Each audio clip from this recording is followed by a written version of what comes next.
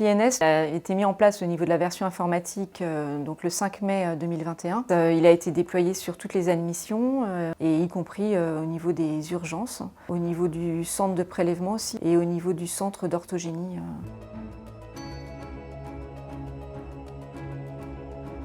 Quand il y a appel du téléservice, on qualifie à 91%.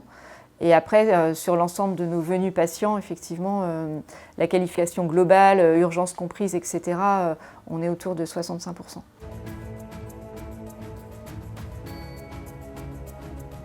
Le plus important, c'était au niveau du dossier patient informatisé. Donc là, c'est vrai que l'INS maintenant figure sur les ordonnances. On a envoyé vraiment un rappel là, de la procédure. Là, on est en novembre à l'ensemble des secrétariats médicaux. Là, elles sont en capacité de mettre à jour l'ensemble des documents de santé avec l'INS.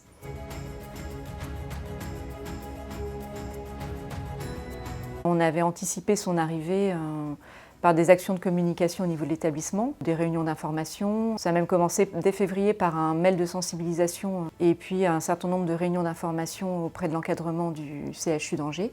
Et puis, avant le déploiement, l'arrivée dans la version de l'INS, des formations pour les équipes, formations théoriques et pratiques, équipe des points d'accueil et d'admission, et puis au niveau des secrétariats médicaux. C'était des sessions de formation d'1h15 à 1h30 en fonction de la taille du volume du groupe, et dans une salle de formation avec un équipement informatique, pour que les équipes puissent s'entraîner avant de retourner sur poste, donc à utiliser le téléservice sur quelques dossiers.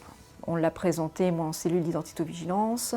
Je l'ai présenté en copile qualité du groupement hospitalier de territoire, au niveau du personnel aussi paramédical, pour que tout le monde se sente impliqué, qu'on comprenne l'enjeu de l'identité nationale de santé, etc.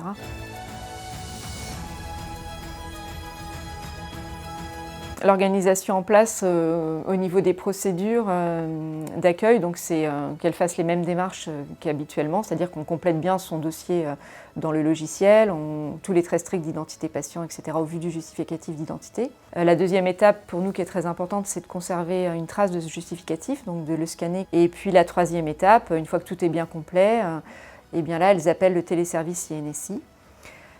Donc avec une fenêtre réponse qui s'affiche à l'écran, où là, elles ont eu aussi une explication des modalités d'intégration ou de refus d'intégration des données remontées par le téléservice. On a joué la carte de la sécurité, puisque on a vraiment expliqué que c'était très impactant quand même l'identité nationale de santé, qu'après elle allait être véhiculée sur les documents de santé, donc il fallait que ce soit 100% correct. En matière d'identité-vigilance, on va être prudent. C'est vrai qu'on a dit aux accueils, on ne vous demande pas demain de qualifier 100% d'identité. Si on ne peut pas parce qu'il y a des incohérences, on ne fait pas.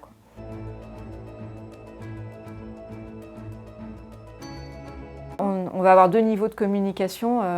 Une communication générale sur l'identité nationale de santé auprès du patient, sur justement que c'est son nom de naissance qui prévaut dans cette identification, etc., que ça servira à terme pour son dossier médical, qu'il comprenne tout l'intérêt de cette identité nationale de santé. Et puis le deuxième volet de communication, ce sera pour lui, en cas de divergence entre le justificatif d'identité et le téléservice, comment et quelle démarche, comment il est fait, etc.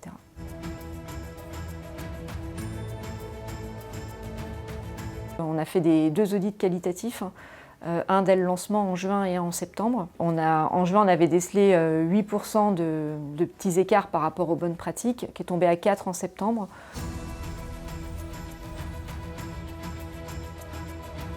Pour moi, les facteurs clés de succès, c'est de bien communiquer. Nous, c'est vrai que ça a été bien accueilli parce que je pense qu'on a bien communiqué sur l'arrivée de l'INS. Ça permet aussi de faire une bonne piqûre de rappel sur ce qu'est l'identito-vigilance, de faire évoluer le sujet. C'est aussi bien accompagné, d'être à l'écoute du personnel.